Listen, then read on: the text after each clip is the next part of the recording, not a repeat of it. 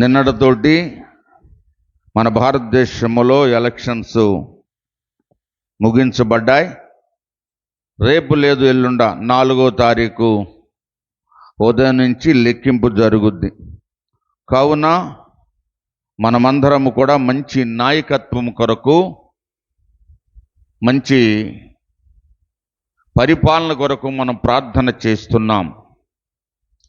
ఎందుచేతంటే బైబిల్ లెక్క ప్రకారము కలిగి ఉన్నది ఏది కూడా ప్రభువు లేకుండా కలగలేదు అని లేఖనాలు మనకి తెలియజేస్తున్నాయి.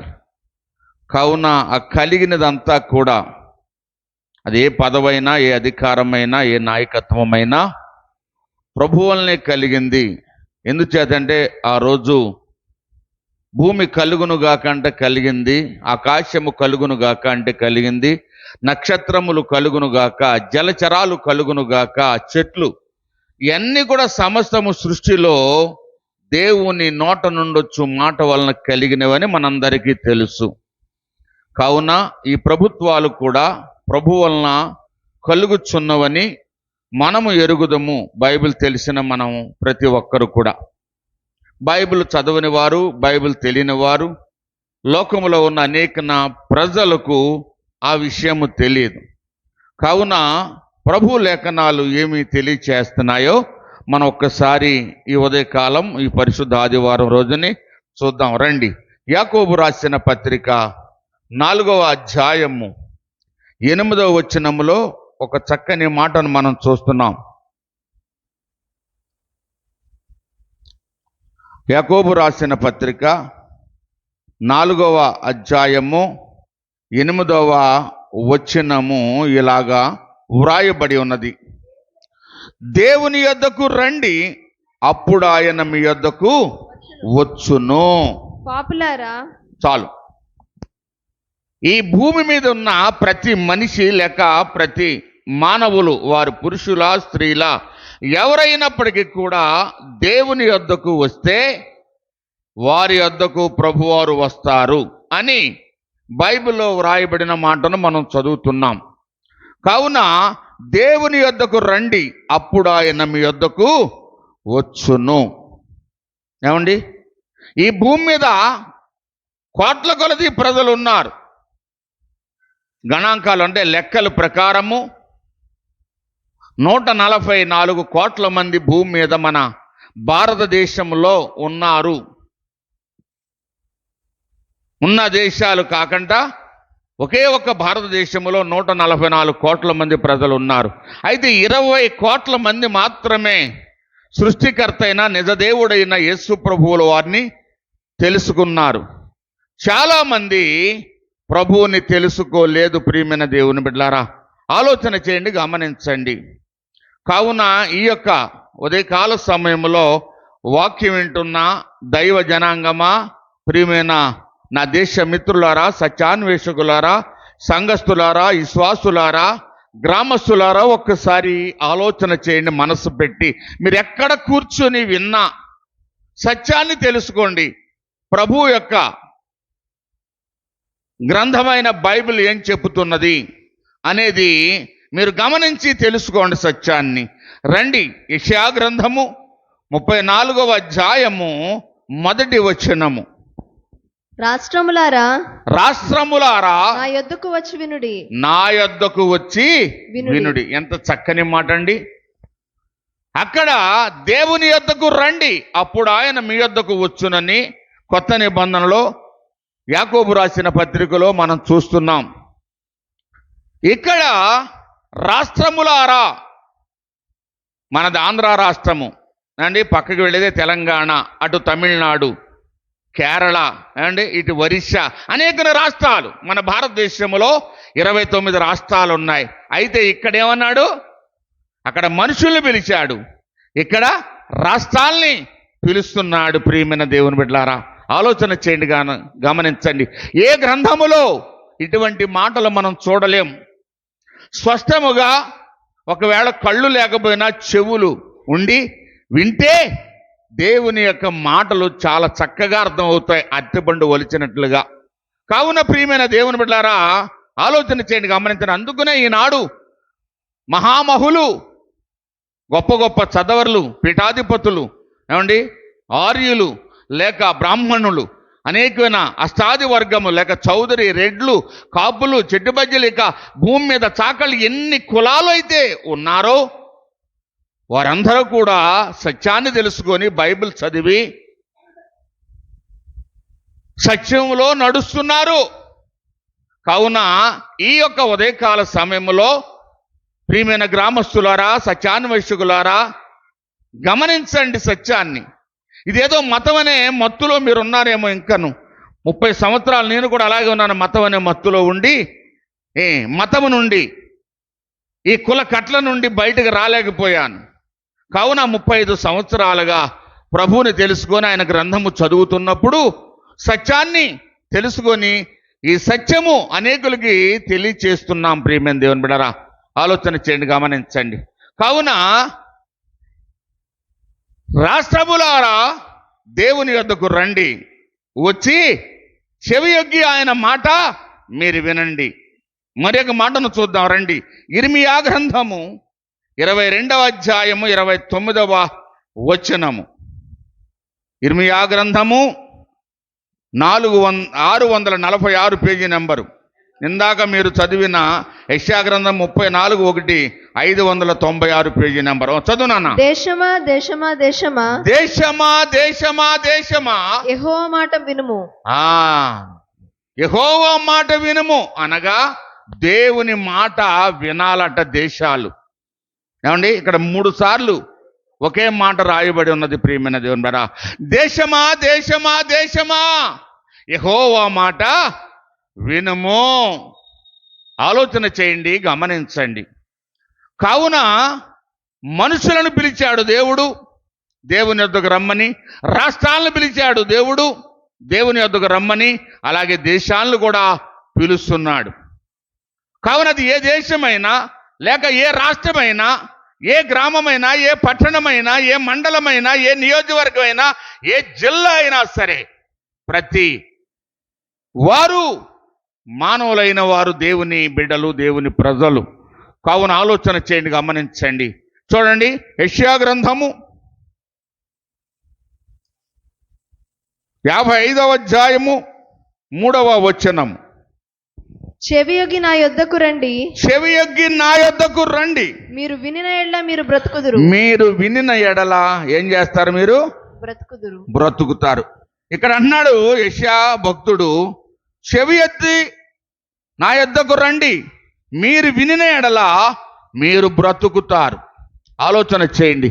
ఈ లోకములో ఉదయం లేచిన కాడి నుంచి పండుకునే వరకు ప్రతి వారు ఏదో ఒకటి వింటూనే ఉన్నాం కదా. సెల్ ఫోన్లో కావచ్చు, రేడియోలో కావచ్చు, టీవీలో కావచ్చు, లేక మనుషులు చెప్పిన మాటలు కావచ్చు, లేక పేపర్లో వార్తలు చదువుతుండొచ్చు. ఏదో రకంగా వింటున్నాము, చూస్తున్నాము. కానీ ఇక్కడ యెషయా ప్రవక్త అంటున్నాడు, దేవుని యొద్దకు రండి, చెవి యొగ్గి ఆయన మాట వినండి, మీరు బ్రతుకుతారు. ఇదేంటండి పాస్టర్ గారు, మేము రోజు బ్రతుకుతా లేదా అని మీరు అనొచ్చు. కానీ నువ్వు బ్రతుకుతున్నావు. నీకున్న ఆస్తిపాస్తులో డబ్బో, బంగారమో, ఎండో, నీకున్న స్థితిగతులు బట్టి నువ్వు బ్రతుకుతున్నావు. నేను కాదని చెప్పటంలో ఆ మాటకు. కానీ నీవు నిత్య నరకాగ్నికి వెళ్ళకంట బ్రతకాలి అంటే, సత్యమైన మార్గములో, యథార్థమైన మార్గములో నువ్వు నడిచి నిత్య జీవానికి వెళ్ళాలి అంటే యేసు ప్రభు వారి మాట వినాలి. ప్రియమైన దేవుని బిడ్డలారా, ఆలోచన చేయండి, గమనించండి. ఈ లోకంలో చాలా మాటలు వింటూనే ఉన్నాం తెల్లాలేచిన కానించి. ఏమండి, మొన్న ఒక ఆయన గంట 108 సంవత్సరాలట, ఒక ఆయన గంట 132 సంవత్సరాలట, వృద్ధులైన ముసలవాళ్ళు. అలాగే స్త్రీల్లో కూడా ఉన్నారు వృద్ధులైన వారు, 100 సంవత్సరాలు దాటిన వారు కూడా బ్రతికేవారు. బ్రతుకుతున్నాం కాదని నేను అంటలా. కానీ మానవుడు బ్రతకవలసింది అసలు బైబిల్ లెక్క ప్రకారము 969 సంవత్సరాలు బ్రతకాలి. తెలుసా మీకు? ఆదికాండం 5వ అధ్యాయం చూసినప్పుడు 27వ వచనంలో ఒక చూడండి, అక్కడ అంటాడు, ఆదికాండము 5వ అధ్యాయము 27వ వచనం.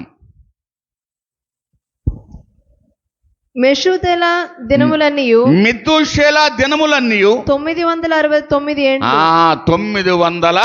969 ఏండ్లు అంటే 31 సంవత్సరం తక్కువ 1000 సంవత్సరాలు రమారమి మానవుడు బ్రతకాలి. కానీ మానవులు చేసిన పాపాలను బట్టి, తప్పిదములను బట్టి, దేవునికి వ్యతిరేకమైన కార్యకలాపాలు చేయటం వలన ప్రియమైన దేవుని బిడ్డలారా, రాను రాను రాను రాను రాను రాను దావీదు కాలం వచ్చేటప్పటికి 70 లేక అధిక బలం ఉన్న వాళ్ళ 80 సంవత్సరాలు. అది కూడా గ్యారంటీ లేని దినాల్లో మనం ఉన్నాం. మానవుడు తల్లి గర్భంలోనే చనిపోతున్నాడు, పిండముగా రూపించినప్పుడే, లేక కొన్ని నెలలు గర్భంలో ఉన్న తర్వాత చనిపోతున్నాడు, లేక భూమి మీద పడిన తర్వాత రోజుల్లోనో, నెలల్లోనో, సంవత్సరాల్లోనో చనిపోయేవారు చాలా మందిని మనం ఎరుగుదాం. ప్రియమైన దేవుని బిడ్డ, ఆలోచన చేయండి, గమనించండి. అయినా కానీ మానవుడు ఎప్పుడు చనిపోతాడో తెలియదు గనక మీరు నా యొద్దకు వచ్చి మీరు నా మాటలు వింటే మీరు బ్రతుకుతారు. లోకంలో మీకున్న ఆస్తిపాస్తులు బట్టి మీరు బ్రతుకుతున్నారు అనుకుంటున్నారు, అది మీ జ్ఞానము. కానీ కలిగి ఉన్నది ఏది కూడా ప్రభువు లేకుండా కలగలేదు. ఆలోచన చేయండి, గమనించండి. చూడండి, యోహాను సువార్త 1వ అధ్యాయము 1 నుండి 3 వచనాలు చదువుదాం. కొత్త నిబంధనలో 80 పేజీ నెంబరు. ఆది యందు వాక్యం ఉండెను, వాక్యము దేవుని యొద్ద ఉండెను. ఏంటంట? వాక్యము దేవుని యొద్ద ఉండెను, వాక్యము దేవుడై ఉండెను, వాక్యము దేవుడై ఉండెను.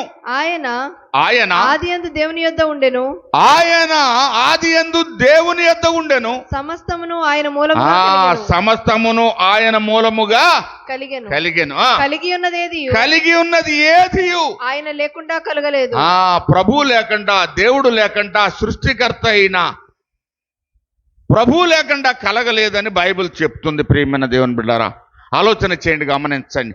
కావున ఈ ఉదయకాల సమయంలో, ఈ పరిశుద్ధ దినమైన ఆదివారం రోజుని వాక్యం ఉంటున్న ప్రియ సంఘస్థులారా, విశ్వాసులారా, లేక మార్గమును వెళుచున్న ప్రజలారా, గ్రామస్తులారా, ఒక్కసారి ఆలోచన చేయండి. దేవుని మాట ఎంత విలువైనదో, దేవుని మూలంగానే సమస్తము కలిగినవని ఎలాగ స్పష్టముగా మానవులకు అర్థమయ్యే రీతిలో బైబిల్లో నుండి కొన్ని మాటలు మనం వినుచున్నామో ఒక్కసారి ఆలోచన చేయండి ప్రియమైన దేవుని బిడ్డారా.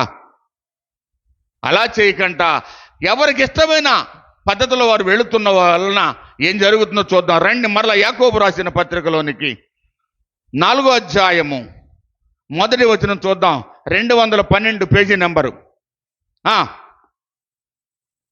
4వ అధ్యాయం యాకోబు రాసిన పత్రిక 1వ వచనము నుండి, మీలో యుద్ధములను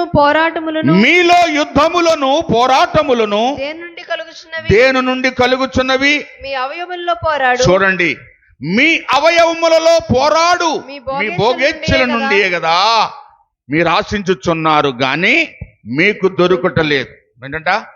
మన శరీరములో ఉన్న అవయవాలను బట్టే మనం పోరాడుతున్నాం. బలవంతుడు ఉన్నాడు, బలహీనుడైన వాడిని కొడుతున్నాడు కర్రతోటో, ఏమండి, చేతితోటో కొడితే ఆ బలహీనుడైన వాడు మరలా తిరిగి ఆ బలవంతుని కొట్టలేడు. లేక కత్తితోటో దేనితోటో పొడుస్తున్నాడు, లేక నరుకుతున్నారు, రకరకాలుగా. అందుకునే అన్నాడు, మీలో యుద్ధములను పోరాటములను దేని నుండి కలుగుచున్నవి మీ అవయవములలో పోరాడు మీ భోగోచ్ఛల నుండి కదా అంటున్నాడు. ఇక్కడ మీరు ఆశించుచున్నారు, కానీ అవి మీకు దొరకటలేదు. ఇంకేమన్నాడు?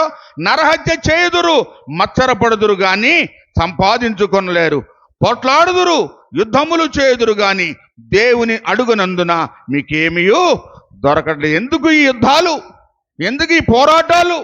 ఏమండి, చూస్తున్నాము కదా, గమనిస్తున్నాము కదా.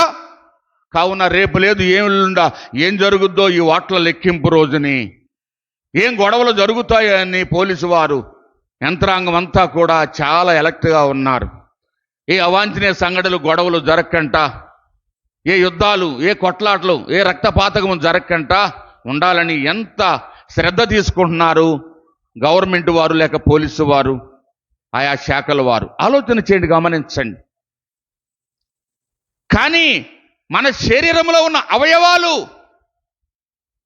అతను ఇలా చేస్తే బాగుంటుంది, ఇతను ఇలా చేస్తే ఈమెను ఇలా చేస్తే బాగుంటుంది, ఎన్ని చూస్తున్నాము తెల్లాలేచిన కాడి నుంచి. ప్రేమించలేదని ఉన్మాదులు కత్తులతో కోసేయటం, పెట్రోల్ పోసేయటం, ఏమండి, లేక యాసిడ్ పోసేయటం, ఎన్నో చూస్తున్నాం మనం భూమి మీద. ఇవన్నీ ఎక్కడి నుంచి?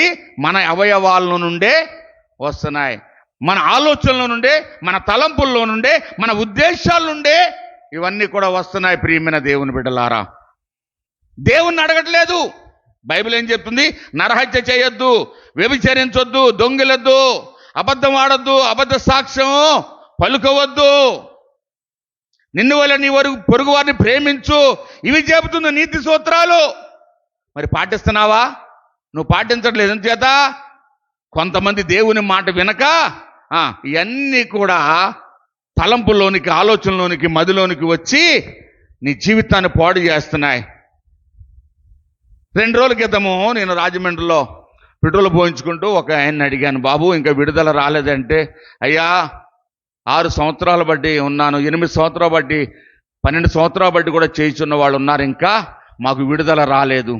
మేము మంచిగా చేస్తున్నామని మమ్మల్ని ఇక్కడ పెట్రోల్ అమ్మడానికి పెట్టారండి, మాకు కొంచెం జీతం ఇస్తుంది గవర్నమెంటు, లోపల జైల్లో కొంతకాలం ఉన్నాం, ఇప్పుడు బయట ఓపెన్ జైల్లో ఉంటున్నాం అని వాళ్ళు తెలియచేశారు. ఏంటంటే చిన్న ఆవేశమైన చేసిన పొరపాటుకి జీవితాంతము ఇదిగో లోపల మగ్గిపోతున్నామండి అని ఎంతో ఆయన బాధతో చెప్పాడు. అదే కదా మనం చూసాం. ఇప్పుడు మీలో ఎక్కడి నుంచి కలుగుతున్న యుద్ధాలు, పోరాటాలు అంటే మీ అవయవాల్లో కొన్ని వాటిని బట్టి అండి. చేత్తో కర్ర పట్టుకోనో కత్తి పట్టుకొని ఎందుకు నరుకుతున్నాడు? ఎందుకు ఆ యాసిడ్ పోసేస్తున్నాడు చేతులతోటి? ఆ యాసిడ్ బాటిల్ పుచ్చుకొని నీలో వచ్చిన తలంపు, ఆలోచన ఎందుకు? దేవుని గురించి మంచి మాటలను వినకపోవటం వలన. ఎందుకు తాగి పాడైపోతున్నాడు అతను? ఎందుకు తన శరీరాన్ని, తన కుటుంబాన్ని పాడు చేసుకుంటున్నాడు? స్త్రీలు కూడా తాగేసి వాళ్ళు ఉన్నారు, సిగరెట్లు కాల్చి వాళ్ళు ఉన్నారు అండి. మొన్న నేను హైదరాబాద్ వెళ్ళినప్పుడు చూశాను, కొంతమంది స్త్రీలు తాగడం చూశాను, సిగరెట్లు కాల్చడం చూశాను. యవ్వన బిడ్డలు పాడైపోతున్నారండి, సమాజం పాడైపోతుంది. మంచి మాటలు వినకంట పోవటం వలన, సెల్ ఫోన్లో చెడ్డ మాటలు వినటం వల్ల, చెడ్డ దృశ్యాలను చూడటం వల్ల చిన్న వయసులో, యవన ప్రాయంలో, పెద్ద వయసులో కూడా పాడైపోయేవారు ఎంతమంది ఉన్నారు. ప్రియ దేవుని బిడ్డలారా, ఆలోచన చేయండి, గమనించండి. ఈ ఉదయకాలం పరిశుద్ధాత్మ దేవుడు మనతో మాట్లాడుతున్నాడు. కావున మీరు ఆశిస్తున్నారు, కానీ అవి మీకేం లేదు, దొరకట్లేదు.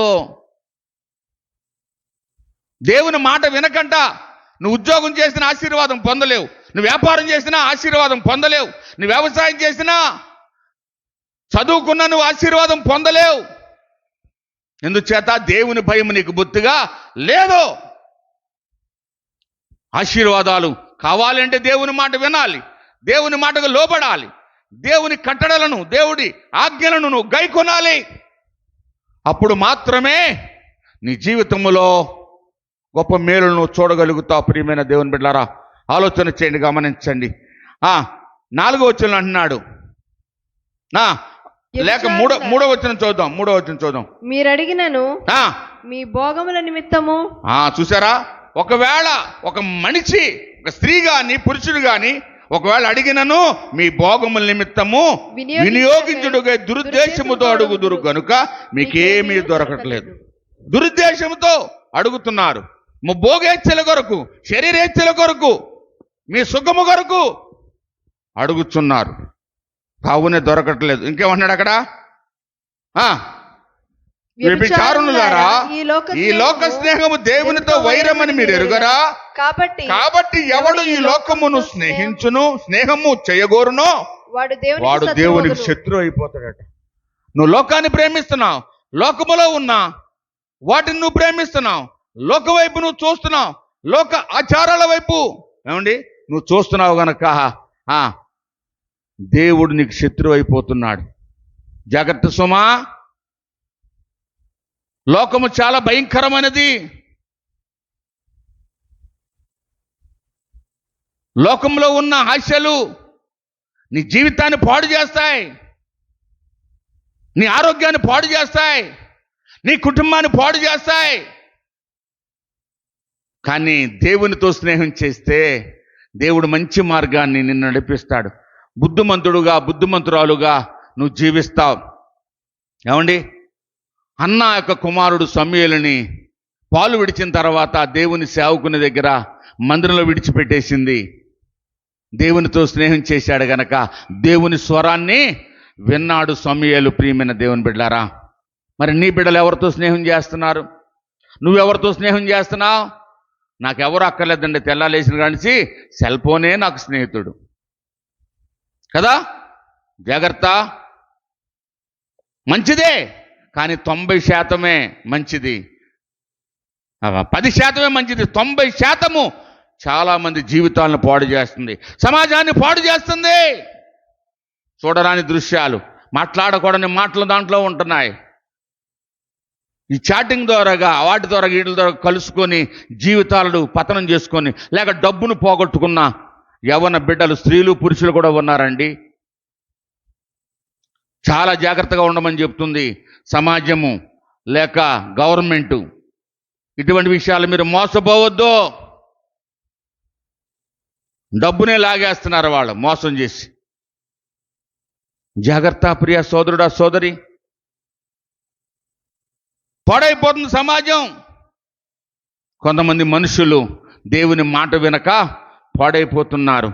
ప్రియ సోదరుడా, సోదరి, ఈ కొద్దికాల సమయంలో పరిశుద్ధాత్మ దేవుడు మనతో మాట్లాడుతున్నాడు. ఈ లోక స్నేహము చేయగోరును వాడు దేవునికి శత్రువు అయిపోతాడట. జాగ్రత్త. ఎవరితో స్నేహం చేస్తున్నావు నువ్వు? ఎవరితో నీ స్నేహము? దేంతో నీ స్నేహము? ఆలోచన చేయి, గమనించు. చిన్న బిడ్డలు కూడా పాడైపోతున్నారండి.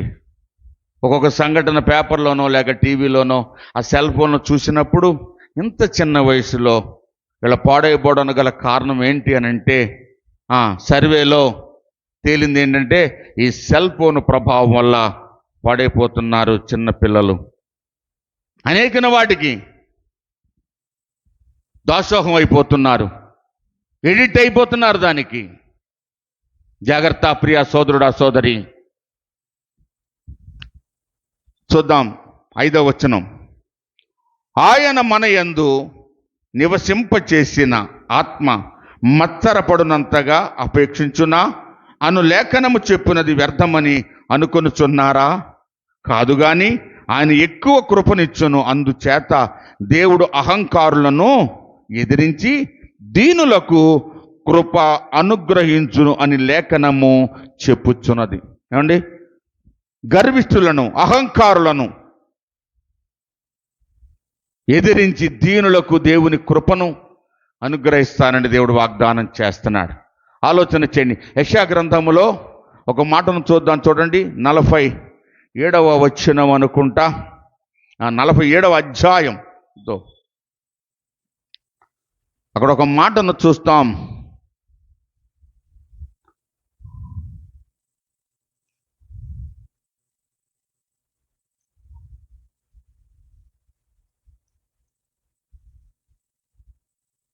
నలభై 47వ అధ్యాయము 6వ వచనం లేక 5వ వచనం చూద్దాం. చూడండి. కల్తీల కుమారి మౌనముగా నుండి చీకటిలోనికి పొమ్ము, రాజ్యములకు దొరసాని అని ఇక మీదట జనులు నిన్ను గూర్చి చెప్పరు.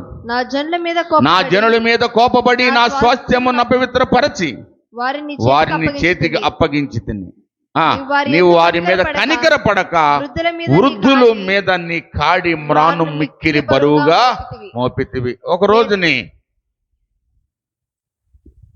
ఒక గొప్ప దైవజనుడు, గొప్ప వరము కలిగిన దైవజనుడు, ఆయన మద్రాసు పట్టణంలో దినకరణ గారని, ఆయన ప్రభువునందు నిద్రించారు.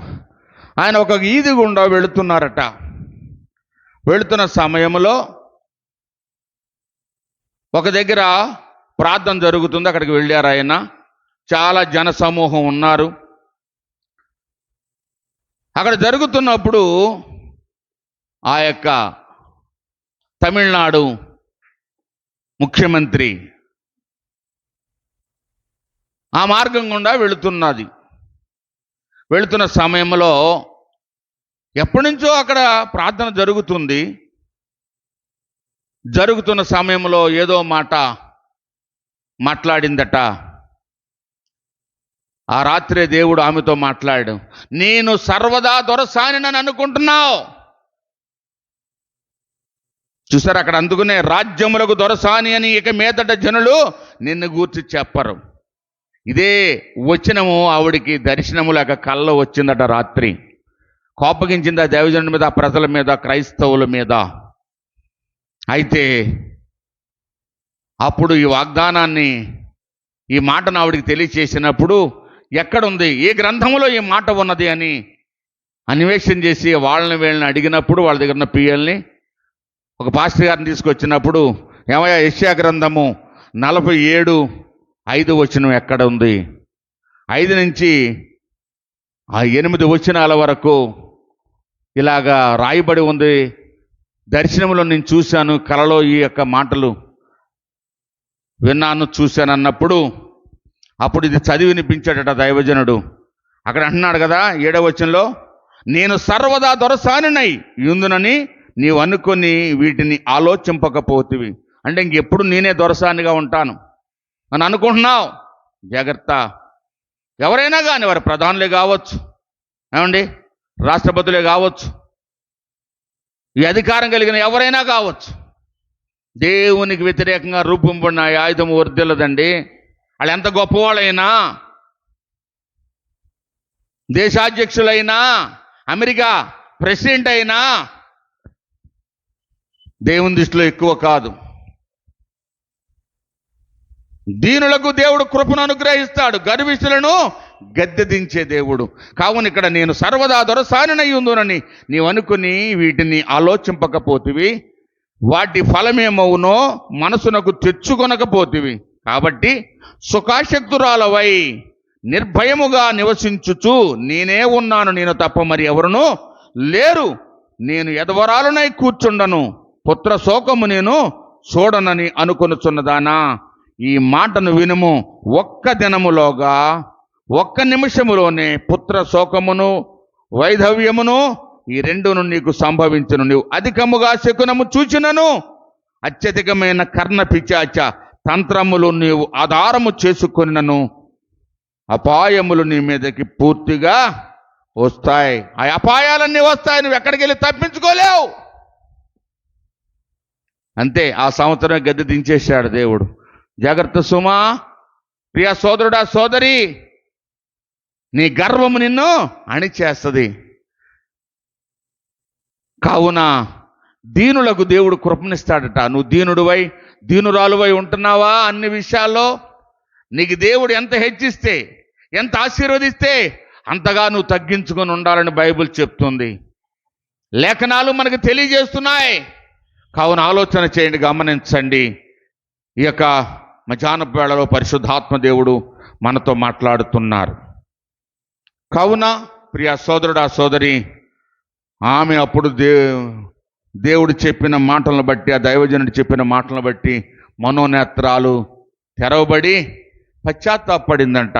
అయినా దేవుడు అవకాశము ఇవ్వలేదు. ఆ సంవత్సరము పక్కన కూర్చోబెట్టాడు 5 సంవత్సరాలు. ఆలోచన చేయండి, గమనించండి. ఇప్పుడు కూడా భూమి మీద అనేక సంఘటనలు జరుగుతున్నాయి. ప్రియమైన దేవుని బిడ్డలారా, చూస్తున్నాం ఎవరు ఎలా మాట్లాడుతున్నారో. అవన్నీ కూడా ప్రభు గమనిస్తున్నాడు, మనుషులు గమనిస్తున్నారు. కావున తగిన సమయంలో వారికి దేవుడు తీర్పు తీరుస్తాడు. ప్రియమైన దేవుని బిడ్డలారా, ఆలోచన చేయి. నేనైనా, మీరైనా, ఎవరైనా ఈ భూమి మీద దేవుని కంటే ఎక్కువ వారు ఎవరు కూడా లేరు. ఆయన జ్ఞానం ముందు నీ నా జ్ఞానం ఎందుకు పనికి రాదు. ప్రియమైన దేవుని బిడ్డలారా, ఆలోచన చేయండి, గమనించండి. కావున ఈ యొక్క మధ్యాహ్న వేళలో దేవుడే మనతో మాట్లాడుతున్నాడు. రండి, మరలా యాకోబు రాసిన పత్రికలోనికి వెళదాం.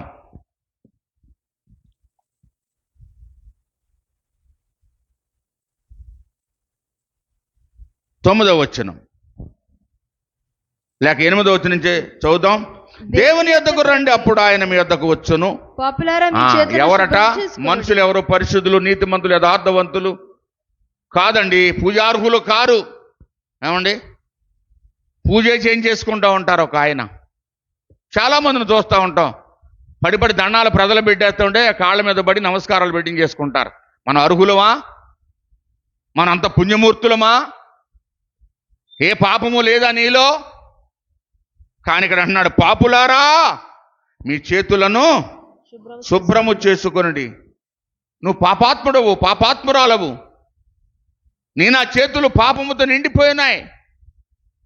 కావున ఈ పాపము చేసిన చేతులు లేక పాపము చేసిన ఈ కాళ్ళు నువ్వు కడుక్కో అంటే వాటర్తోడా నీళ్లతో కడుక్కుంటే నీ పాపం పోద్దా?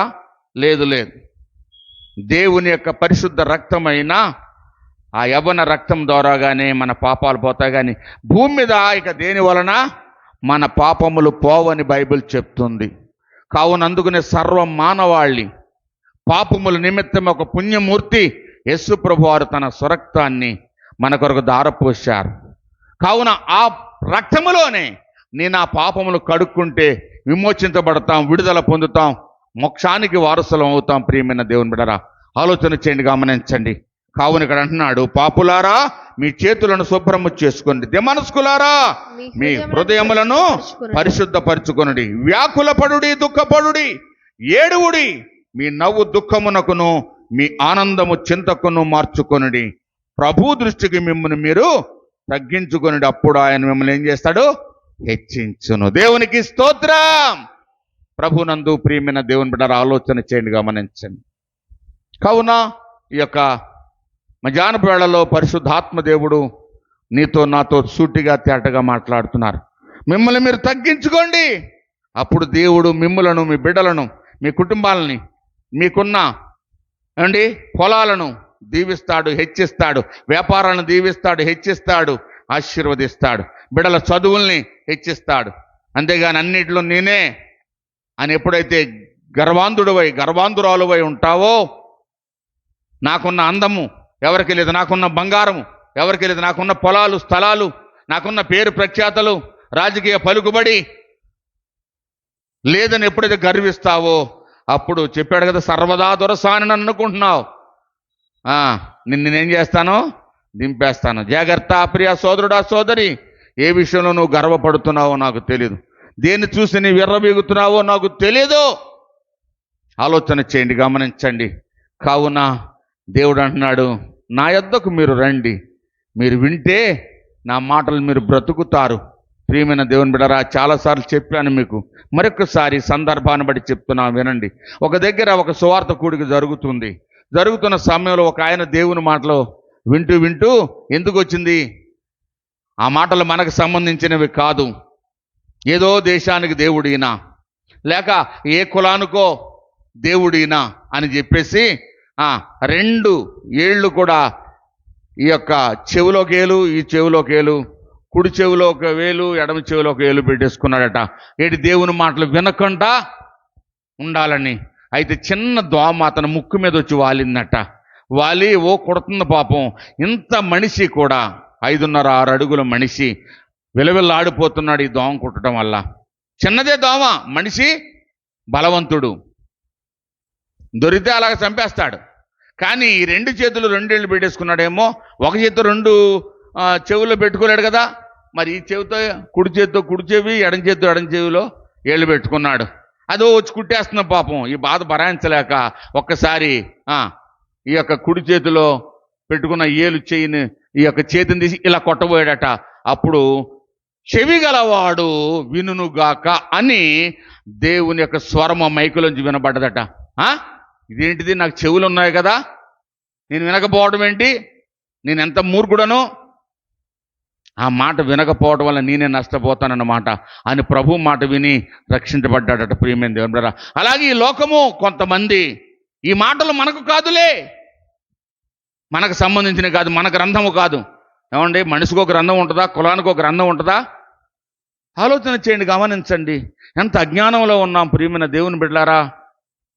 ఇంత టెక్నాలజీ సైన్స్ పెరిగిన తర్వాత కూడా సత్యాన్ని తెలుసుకోకుండా అజ్ఞానంలో అంధకారంలో తడువులాడుతున్నావు. ఇది న్యాయమా నీకు? దేవుడు నిన్ను లెక్క అడుగుతాడు. ఒకవేళ జరగకూడదే జరిగితే దేవుని రాకడ బహు సమీపంగా ఉందని మనం గుర్తిరిగి చూస్తున్నాం కదా. ఇజ్రాయెల్ ఇవన్నీ కూడా పాలస్తీనా యుద్ధాలు. కావున ప్రియమైన దేవుని బిడ్డలారా, ఆలోచన చేయండి, గమనించండి. ఈ భూకంపాలు, సునామీలు చూస్తున్నావా? వేసవికాలంలో ఎప్పుడన్నా ఉందాలాగా? కొన్ని చోట్ల ఈ సునామీలాగా వరదలు వచ్చేసి కొట్టుకుపోయి ఎంతో ఆస్తి నష్టం, జన నష్టం కూడా జరుగుతుంది. కావున ఎప్పుడు ఏం సంభవిస్తుందో భూమి మీద మనకెవరికి తెలియదండి. మనం నిన్నటి వారమే, రేపు మనం బ్రతుకుతాము బ్రతకము తెలియదు. కొంతసేపు కనబడి అంతలో మాయమయ్యే ఆవిరి వంటివి మన జీవితాలు, నీటికి బూటగ వంటివి మన జీవితాలు. ప్రియ సోదరుడా సోదరి, ఆలోచన చేయి, గమనించు. కావున మనల్ని మనం తగ్గించుకుందాం.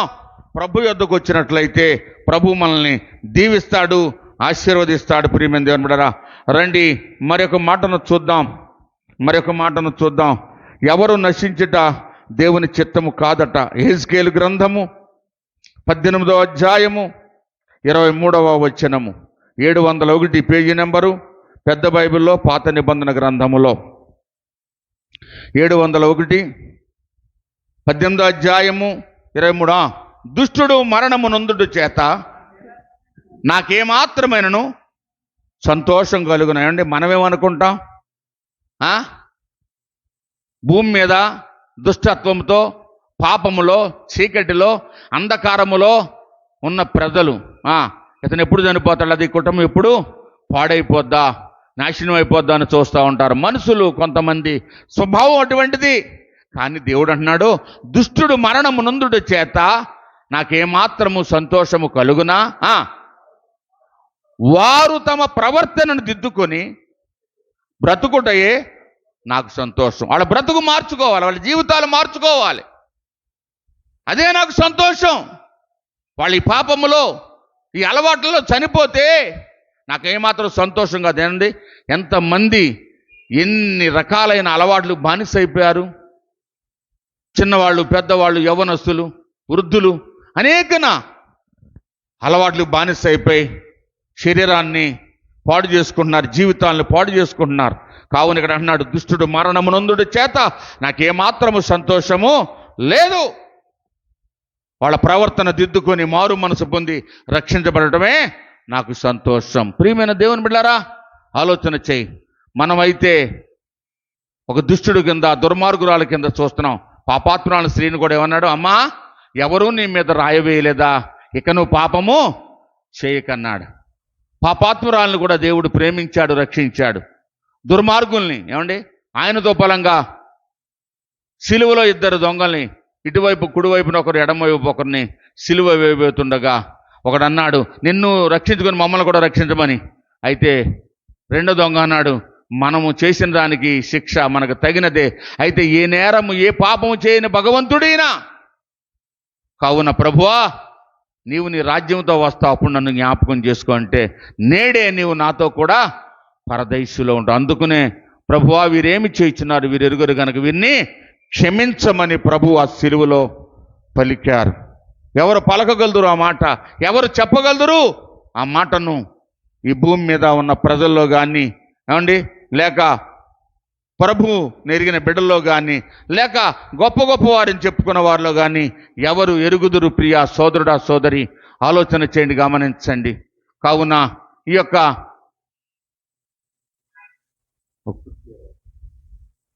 ఆలోచన చేయండి, గమనించండి. ఈ యొక్క మధ్యాహ్న వేళలో పరిశుద్ధాత్మ దేవుడు మనతో మాట్లాడుతున్నాడు. ప్రియమైన దేవుని బిడ్డలారా, ఆలోచన చేయండి, గమనించండి. కావున అందుకునే ప్రభు చెప్పారు, ప్రయాసపడి భారం మోయుచున్న సమస్త జనులారా నా యొద్దకు రండి, నేను మీకు ఏం చేస్తాను? విశ్రాంతిని కలుగ చేస్తాను. ప్రియ సోదరుడా సోదరి, భూమి మీద వేటి చేత నువ్వు ప్రయాసపడుతున్నావో నాకు తెలియదు. ఏ నిందలు, అవమానాలు, ఏ సమస్యలు, ఏ బాధలు, ఏ కష్టము, ఏ అనారోగ్యము, ఏ అప్పుల బాధలు నిన్ను వేధిస్తున్నాయో నాకు తెలియదు. లేక నీ బిడ్డలకు వివాహం కాలేదని తల్లిదండ్రులుగా నువ్వు బాధపడుతున్నారేమో, లేక యవ్వన బిడ్డగా, ఒక పురుషుడిగా, ఒక స్త్రీగా మీరు బాధపడుతున్నారేమో. ప్రతిదానికి సమయం ఉందని బైబిల్ చెప్తుంది. ప్రియమైన దేవుని బిడ్డలారా, అందుకనే మొట్టమొదటే నీకు చెప్పాను, దేవుని యొద్దకు రండి, అప్పుడు ఆయన మీ యొద్దకు వస్తారని. భూమి మీద సకల ప్రజలు, మానవులు ఏమండి, దేవుని యొద్దకు వస్తేనే వారి జీవితాలు బాగుంటాయి. ఆస్తిపాస్తులు లేకపోవచ్చు, మేడమిద్దులు, ధనఘనతలు, పొలాలు, బంగారు, వెండి లేకపోవచ్చు. నువ్వు నిత్య జీవానికి అనగా స్వర్గం అనే పరలోకానికి వారసుడవు, వారసురాలు అవుతారు. ఈ లోకములో అడుక్కున్నవాడు, రిక్షా వాళ్ళు, ఏమండి, కూలి పని చేసుకునేవాళ్ళు, వ్యవసాయం చేసుకునేవాళ్ళు, ఉద్యోగస్తులు, వ్యాపారస్తులు బ్రతుకుతున్నారండి. దేవుడు వాటిని పోషిస్తున్నాడు. అలాగే ఆకాశం మీద ఉన్న పక్షులను కూడా దేవుడు పోషిస్తున్నాడు. నీటిలో ఉన్న జలచరాలు, అడవిలో ఉన్న మృగాలను కూడా దేవుడు పోషిస్తున్నాడు. అయితే ఈ లోకమును విడిచిపెట్టిన తర్వాత యుగ యుగాలు ప్రభుతో ఉండాలి అనేదే దేవుని యొక్క కోరిక, ఆశయం ఉన్నది. ఎందుచేతంటే తన పోలికలో మానవులను పుట్టించారు యేసు ప్రభువారు. కావున ఆయన పుట్టించిన ఆ ప్రజలు ఆ నిత్య నరకాగ్నిలో సాతాను ఉన్న ఆ ప్రదేశంలో అగ్ని ఆరదు, పురుగు చావని ఆ నరకాగ్నిలో ఉండకూడదనే ఈనాడు అనేకన ప్రవర్తల ద్వారాగా, అనేకన భక్తుల ద్వారాగా సువార్తను ప్రకటించడానికి, ఇలాగ దేవుని మాటలు చెప్పడానికి దేవుడు అనేకుల్ని ప్రేరేపించి పంపిస్తున్నాడు. అయితే కొంతమంది తెలియక ఇదేదో మత ప్రచారం అనుకొని ఇష్టానుసారంగా మాట్లాడుతూ వారిని బాధ పెడుతూ ఉన్నారు. ఇది ఏమాత్రం నీకు, నీ కుటుంబానికి, లేక నీ వ్యక్తిగత జీవితానికి, గ్రామానికి, పట్టణానికి, దేశాలకు మంచిది కాదని దేవుడు హెచ్చరిస్తున్నాడు. ఈ మధ్యాహ్నపు వేళలో ప్రియ సోదరుడా, సోదరి, ఆలోచన గమనించు. కావున నీకే కష్టం ఉన్నా, ఏ బాధ ఉన్నా ప్రభు దగ్గరకు వచ్చి నువ్వు చెప్పుకున్నట్లయితే, ఒక స్త్రీగా లేక ఒక పురుషుడిగా, ఒక కుటుంబముగా, ఇక్కడ ఏమన్నాడు? దేవుని యొద్దకు రండప్పుడు ఆయన మీ యొద్దకు వస్తున్నాడు. అలాగే రాష్ట్రములారా దేవుని యొద్దకు రండి, ఆయన మాట వినండి చెవియొగ్గి. అంతేకాదు దేశమా దేశమా దేశమా యెహోవా మాట వినము. ఇప్పుడు ఏ దేశమైనా దేవుని మాట వింటే బాగుపడితే. సొదొమ గొమొర్రా దేవుని మాట వినలేదండి. లోతు కుటుంబాన్ని మాత్రమే దేవుడు అబ్రహాము చేసిన ప్రార్థన బట్టి ఆ కుటుంబాన్ని మాత్రమే బయటికి తీశాడు. అగ్ని గంధకాలతో సొదొమ గొమొర్రాని కాల్చివేశాడు. ఆలోచన చేయండి, గమనించండి. అలాగే నినివే పట్టణము దేవుని మాట విన్నది. రాజు సైతము ఉపవాసం ఉండి ప్రార్థనలు చేశారు. బాల్యంత తల్లులు, పసిబిడ్డలు, పశువులు, వృద్ధులు, యవ్వనస్తులు అందరూ కూడా. కావున ఆ నినివే పట్టణం రక్షించబడింది. ప్రియమైన దేవుని బిడ్డలారా, దేవుని యొక్క ఉగ్రత ఆ పట్టణం నుండి తొలగించుకొని దేవుడు ఆ పట్టణాన్ని రక్షించాడు. కావున ఏ దేశమైనా, ఏ పట్టణమైనా, ఏ రాష్ట్రమైనా, ఏ కుటుంబమైనా, ఏ వ్యక్తులైనా దేవునికి వ్యతిరేకంగా జీవించి వారేమి సాధించలేరని దేవుని లేఖనాలు తెలియచేస్తున్నాయి. కావున ఆలోచన చేయండి, గమనించండి. ఒక్కసారి ఇలాగ చేసినట్లయితే దేవుడు ఒక అద్భుతమైన మాటను మనకు తెలియజేస్తున్నాడు. ఆలోచన చేయండి, రండి. 122వ కీర్తన 1వ వచనం. అక్కడ ఒక గొప్ప రాజు ఉన్నాడు, దావీదు మహారాజు. ఆ రాజు అంటున్న మాట చూద్దాం మనం. Page number 504. దేవుని మందిరమునకు వెళ్ళుదము రండి అని జనులు అనగా ప్రజలు నాతో అనినప్పుడు దేవుడు దగ్గరంట ఈ యొక్క భక్తుడైన దావీదు రాజు సంతోషిస్తున్నాడట. దేవుని మందిరానికి వెళ్తేనే నాకు సంతోషం. మీరు వెళుదాము రండి అని చెప్పినప్పుడు ఆ మాట నాకు సంతోషం. ఈ రాజరికం నాకు సంతోషం కాదు, ఈ పదవి నాకు సంతోషం కాదు అండి. పదవుల కోసం కొట్టుకుని చనిపోయేవారు ఎంతమంది ఉన్నారు? పార్టీల కోసం కొట్టుకొని చనిపోయేవాళ్ళు ఎంతమంది ఉన్నారు? ఎందుకు నీ జీవితాన్ని పాడు చేసుకుంటావు? నీ కుటుంబం ఏమైపోద్ది వెనకాల? ఒక్కసారి ఆలోచన చేయి. పార్టీలు నీకు కూడు పెట్టవు, మనుషులు నీకేమీ మేలు చేయరు, నిన్ను ఉపయోగించుకుంటారంతే. కానీ ఇక్కడ అంటున్నాడు, దేవుని మందిరమునకు వెళుదము రండి అని జనులు నాతో అన్నప్పుడు నేను సంతోషించానండి. ప్రజలు దేవుని మందిరానికి వస్తే దేవునికి సంతోషం. నీవు దేవుని మాట వింటే, నీ కుటుంబం దేవుని మాట వింటే, మన గ్రామము దేవుని మాట వింటే, లేక మన యొక్క నియోజకవర్గం, లేక మన మండలము, లేక మన యొక్క జిల్లా, మన రాష్ట్రము, మన దేశము దేవుని మాట వింటే దేవునికి సంతోషం. ప్రియమైన దేవుని బిడ్డలారా, అంతేకాదు ఇంకొక మాట చెప్పి నేను ముగిస్తాను. సమూయేలు రాసిన 2వ గ్రంథము 7వ అధ్యాయం 29వ వచనం, 258 పేజీ నెంబరు. దయచేసి నీ దాసుడనైన నా కుటుంబము నిత్యము నీ సన్నిధిని ఉండునట్లుగా దాన్ని ఆశీర్వదించుము. యెహోవా నా ప్రభువా, నీవు సెలవిచ్చి ఉన్నావు. నీ ఆశీర్వాదము నొంది నా కుటుంబము నిత్యము ఆశీర్వదింపబడును గాక. దేవునికి స్తోత్రం. హల్లెలూయా. ఆలోచన చేయండి.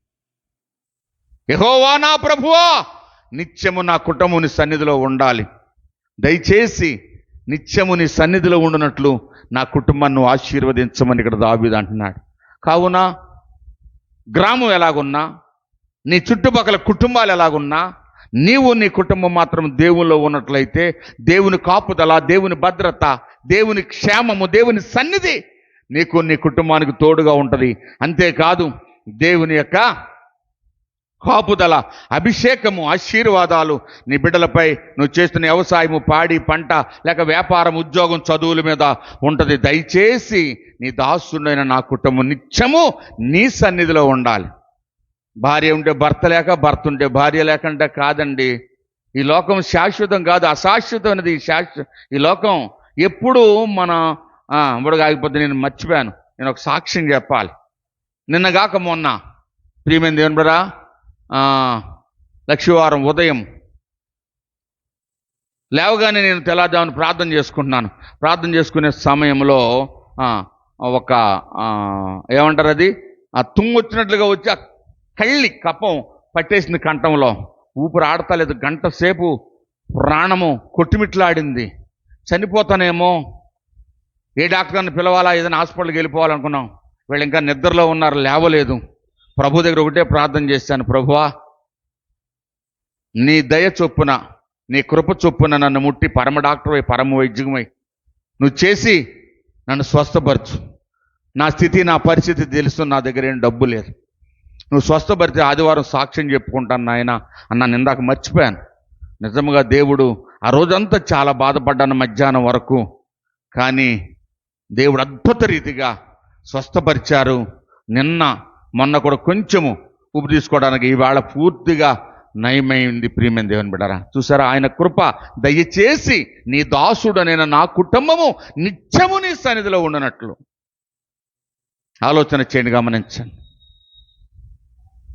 నిత్యము దేవుని సన్నిధిలో ఉందాం మనము, మన కుటుంబాలను. దేవుడు ఆశీర్వదిస్తాడు. భయంకరమైన దినాలు రాబోతున్నాయి ప్రియ సోదరుడా, సోదరి. కావున లోకముతో నువ్వు స్నేహం చేయొద్దు. లోకములో ఉన్న ఆచారాలతో నువ్వు స్నేహం చేయొద్దు. దేవునితో స్నేహం చేయి. లోక స్నేహము దేవునికి వైరము. ప్రియమైన దేవుని బిడ్డరా, కావున లోకముతో నేను ఉండడం వల్ల దేవుడు నిన్ను నన్ను మెచ్చుకోడు. దేవునితో ఉందాం, దేవునితో స్నేహం చేద్దాం. మనము మన కుటుంబాలు. చెవి యొగ్గి నా యొద్దకు రండి, మీరు విని నెడలు ఏం చేస్తారో బ్రతుకుతారు. మనం బ్రతకాలి, జీవించాలి. నిత్య జీవానికి వెళ్ళాలంటే దేవుని మాట వినాలి, ఆయన అడుగు జాడాలని వాక్యాంతరం మనం జీవించాలి. అట్టి కృపను దేవుడు మనకు అనుగ్రహించునుగాక. ప్రార్థన చేసుకుందాం.